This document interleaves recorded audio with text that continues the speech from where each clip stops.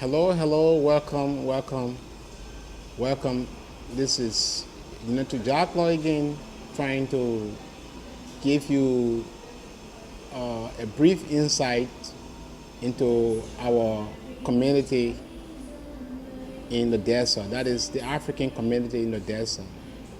The African community in Odessa was a challenge to organize the Odessa Refugee Association. And to organize the Association of Refugees in Odessa, I had the support of a few guys, a few African friends, whom I put together to organize this association. It was about in the year 2010 when this association was launched. We went through, we wrote our charter, we wrote everything, and we got recognized by the government, and we were registered as a government, let's say, a government recognized association. And then we started operating. But our operations have not been without problems, since indeed, as Africans, as refugees, we're always marginalized, and we, up to this time, we continue to be marginalized, you see. And even many times, our ranks, in fact, were being infiltrated. There have been some forces to penetrate us, to divide and rule. And so, as you know, this has been the historical problems with Africans all the time. And so, definitely, because of certain forces, we were not able to really, up to this time, I would say, we were not able to cash in on our major objectives, that is to build a very strong African community and also rebuild our lives, you see. So that's how have been the problem. But I'm the founder of the organization, despite I have never been able to become the president. Presently, I'm the vice president, but unfortunately, many elections we had where people were able to vote on, let's say, national lines, for example.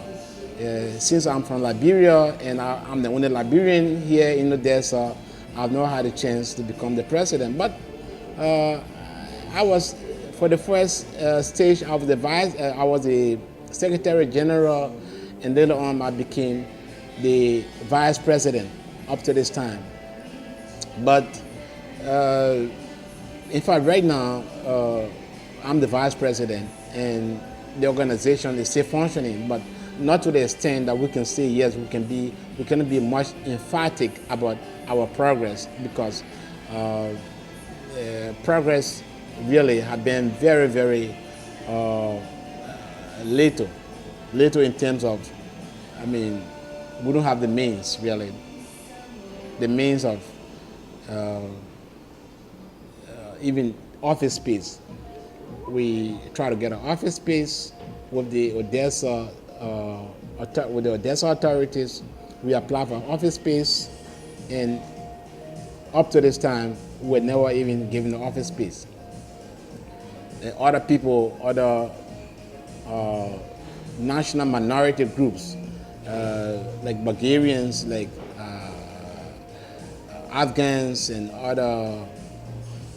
other national minority groups were given office because maybe they have the money. I don't know, but we approached the city mayor, uh, the city council, and we never had any kind of cooperation from them. And up to this time, we still struggling, and so we are at the point right now that it is very, very hard, really, to tell you of any kind of progress we've made. Even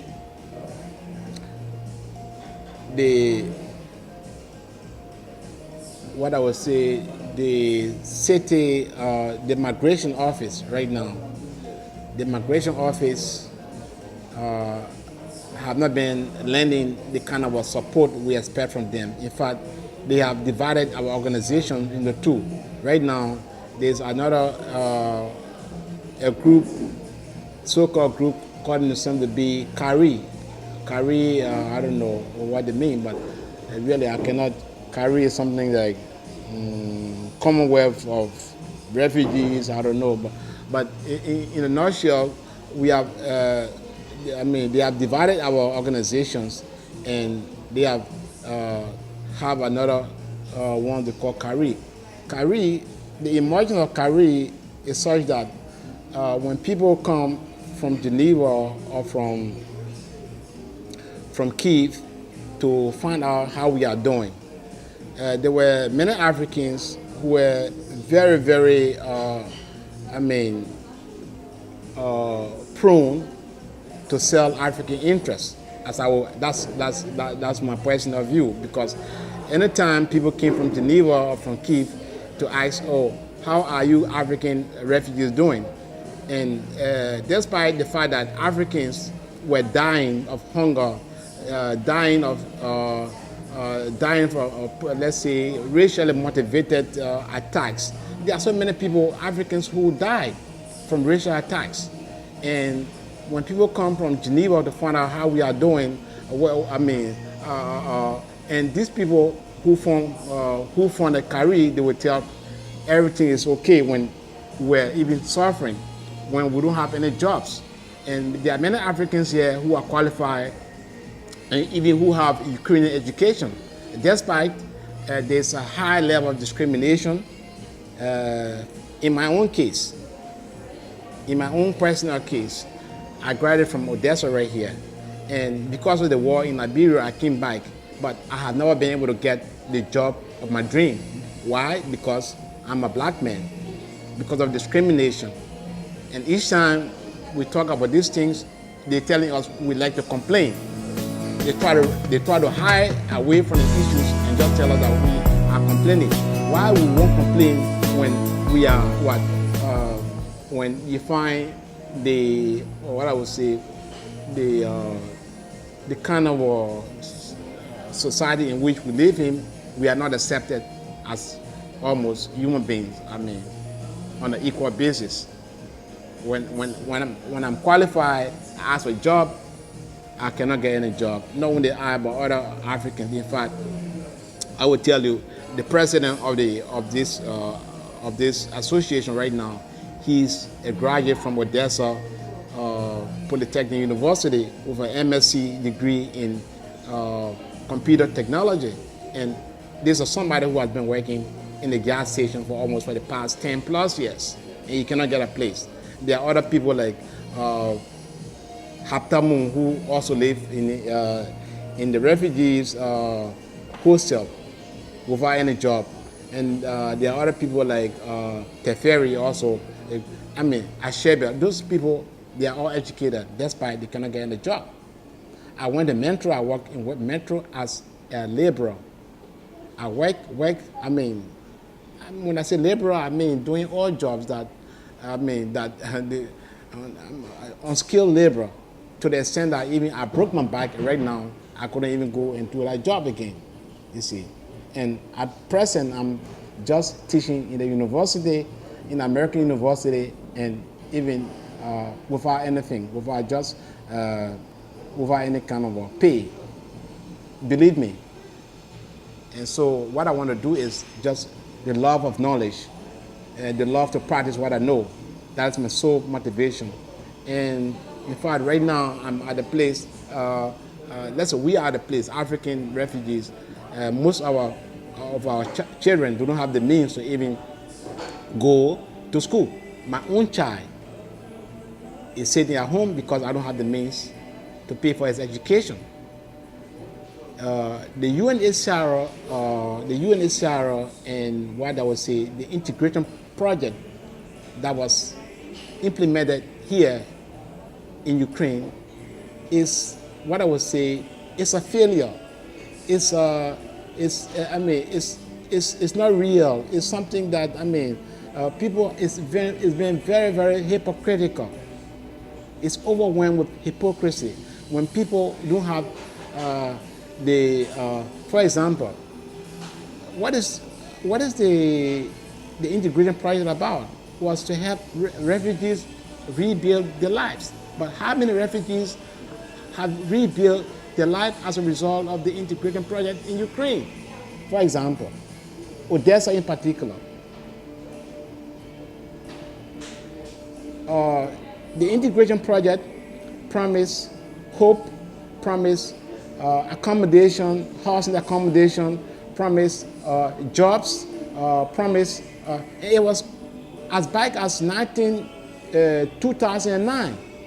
The project started. Right now, it is 2015, 6 years ago.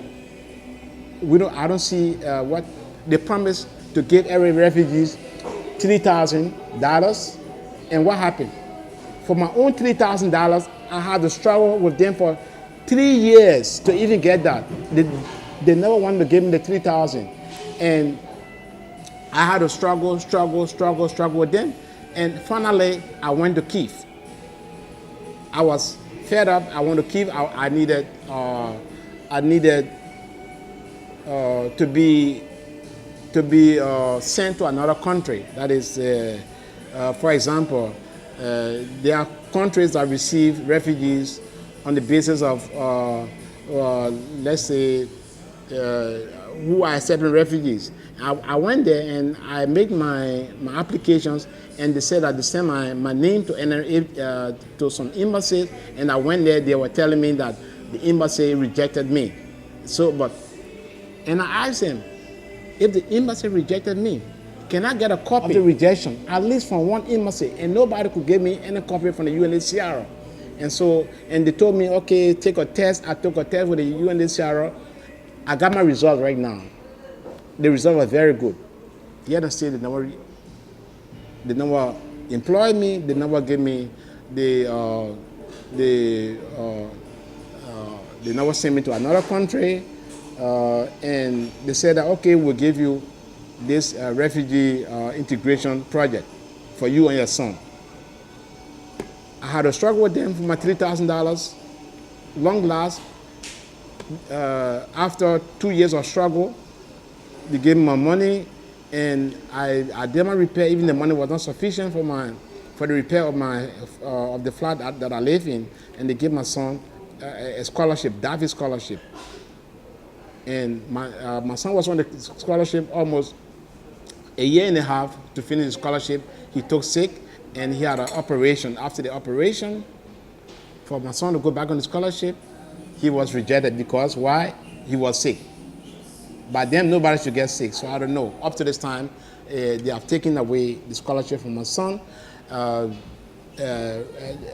My own integration action plan was never implemented up to this time. I get to them, I've written some projects, and nobody knows what they intend to do. Up to this time, I'm still here, and nothing.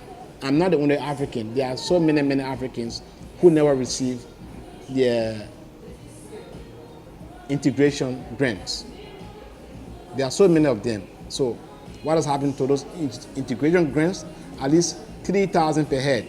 I know that almost all of those African refugees never got them.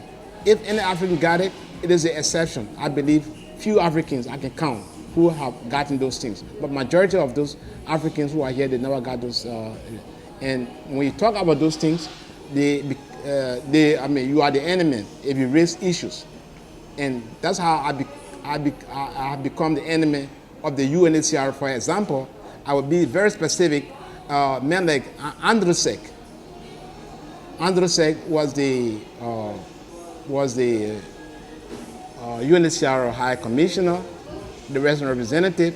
He came to my office and he was telling me that he would sack me even if he were my boss at Metro where I was working.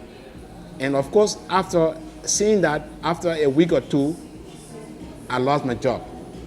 And I became to ask him, why did he say those things to me? I sent Andrusek report to the UNHCR in Geneva, and nobody cared to even answer me. And then, out of a sudden, they came to me to tell me that I'm no longer a refugee. Like Kahun, Noé Kahun, who was a protection officer, because I was taking issue to them, they came to tell me that I'm no longer a refugee. They sent me a letter terminating my refugee status. In that letter, they told me that all Liberians' status have been terminated. And the funny thing about it is that I'm not the only Liberian in Ukraine. They sent me the letter of termination of my status, but I knew that other Liberians in Vinnytsia, other Liberians in Kyiv, other Liberians in Kharkov, they never received those letters. When I asked them if it were all for Liberians, why those Liberians never received that? Well, I was the only Liberian who was affected by that decision. So this is what? This is a double standard. This is being hypocritical. This is the level of hypocrisy that United Nations in Kyiv, in Ukraine, has gone. I don't know where is the Noé Kahun. I don't know where the Andrusek. I don't know, and other people who are there in UNHCR. So this is the kind of a thing that we are having here. So for example, so the life of Africans right here, we are in a very big prison. People are being killed. The last two examples were this guy from our friend, our compatriot from Burundi. In fact, he's not our compatriot from Burundi. He was killed last year. He was killed last year. We got to know that by the time we knew he was killed, he was lying down in the morgue. We went there. We didn't have money. We asked for UNHCR to bury him. Nothing was coming forth. No help was coming forth until we demanded autopsy report. They didn't make any autopsy report, and people from Europe, when they were about to come to witness the autopsy report, and he was with a very, very fast speed, he was buried.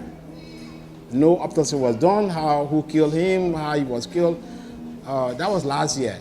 On the 5th of March this year, another African was killed. He's called Ephraim. Ephraim is from Eritrea.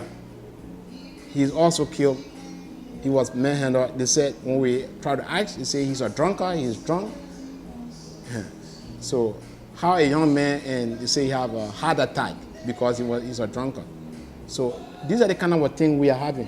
Even if when they kill Africans, the only explanation is that he's a drunkard, and nobody will get time to even investigate. I personally have written the police to investigate the case, and they said that I've got a response from them trying to prove to me that Ephraim was a drunkard, and his case is that he had a heart attack. They never also conducted no autopsy report, no investigation, and nothing, and the case has died. So Ephraim was killed cold-blooded without any cause, and also this guy from Burundi, he's called Charles in Kurunguzi from Burundi. He also died, and they are not the only people. So many other people like Ali from Sudan. Sudan was hacked in the daylight around the Vauxhall. Up to this time, I have at least certificate, the reason for his death. He was hacked, he was strangled to death, and nobody get time, nobody care to investigate and bring those people to justice. See, those are few of there are so many other cases that I can talk about, but those suffice. Those suffice because, I mean, I cannot even talk about anything. So these are the kind of things. And right now, people are stay here. I'm stay here. My son is with me. Other Africans are stay here. And what are we waiting for? Until we die. And UNHCR will never see the urgency of our case. UNHCR will never see the urgency. And what is the reason for being here? Nobody knows. Nobody knows. So that's the situation with us in Ukraine, in Odessa in particular. Thank you. Bye-bye.